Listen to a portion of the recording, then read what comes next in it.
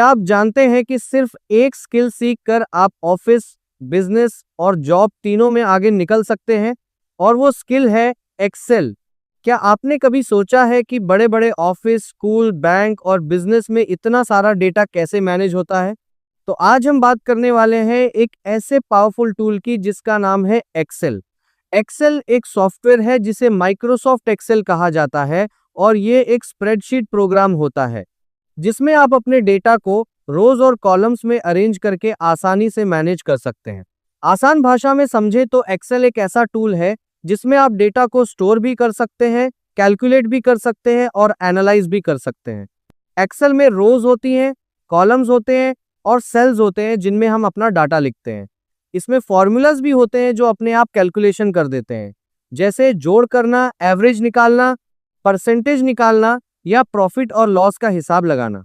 यही वजह है कि एक्सेल लोगों का बहुत समय बचाता है और काम को आसान बना देता है।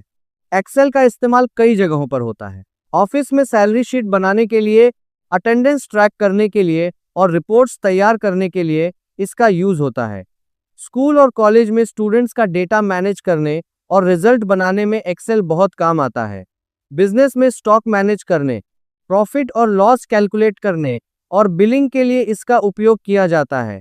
बैंक और फाइनेंस से जुड़े कामों में भी एक्सेल का इस्तेमाल होता है, जैसे हिसाब किताब रखना और लोन कैलकुलेशन करना। इसके अलावा डाटा एनालिसिस के लिए भी एक्सेल बहुत ज़रूरी है, जिसमें हम चार्ट्स और ग्राफ्स बनाकर डाटा को आसानी से समझ सकते हैं।